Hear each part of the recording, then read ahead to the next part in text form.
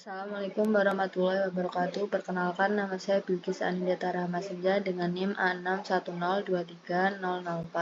Di sini saya akan mempresentasikan tentang Normalized Difference Near atau GRIN NDVI.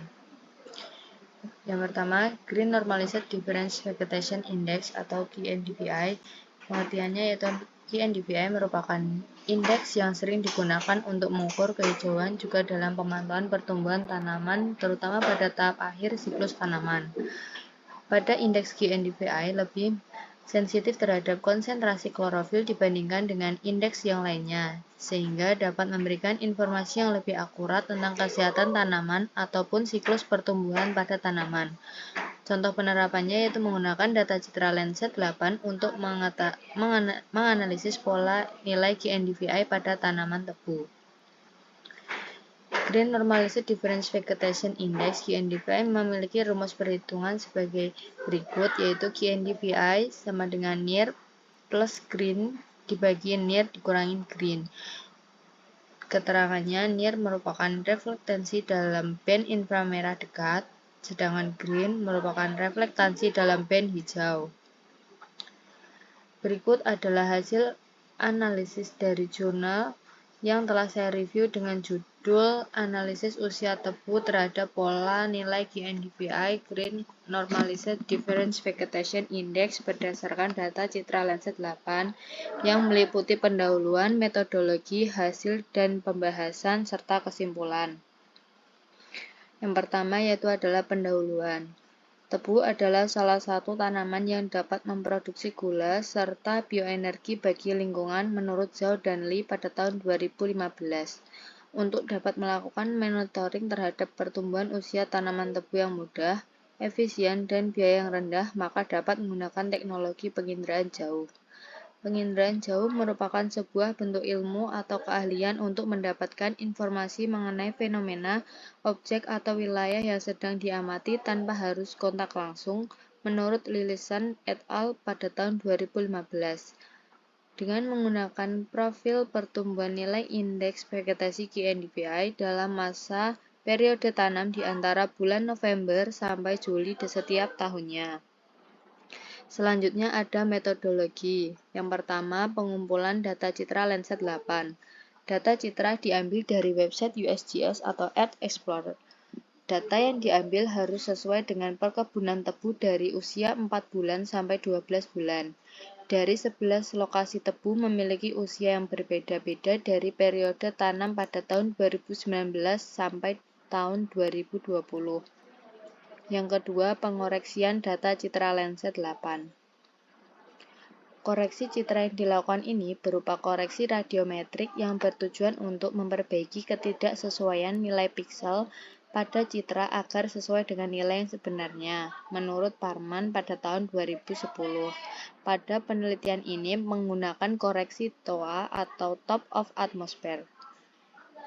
Yang ketiga ada pemotongan data citra. Pemotongan data citra merupakan hal yang dilakukan untuk mengetahui nilai indeks vegetasi GNDVI yang sesuai dengan lokasi lahan. Pemotongan data citra menggunakan poligon dan luas setiap poligon bervariasi.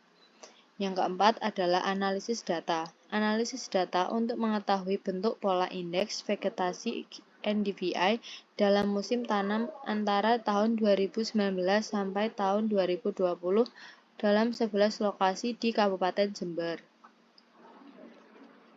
Selanjutnya ada hasil dan pembahasan yang meliputi koreksi citra, perhitungan nilai GNDVI, dan pola nilai GNDVI terhadap usia tebu. Yang pertama adalah koreksi citra. Hasil koreksi radiometrik TOA atau Top of Atmosphere merubah dari digital number menjadi nilai reflektansi. Yang kedua, perhitungan nilai GNDVI. Pada penelitian ini, GNDVI tertinggi pada angka 0,99536 dan nilai terendah pada angka 0,35414. Nilai GNDVI tertinggi menunjukkan nilai vegetasi bagus. Sebaliknya, apabila rendah menunjukkan nilai vegetasi wilayah tersebut buruk.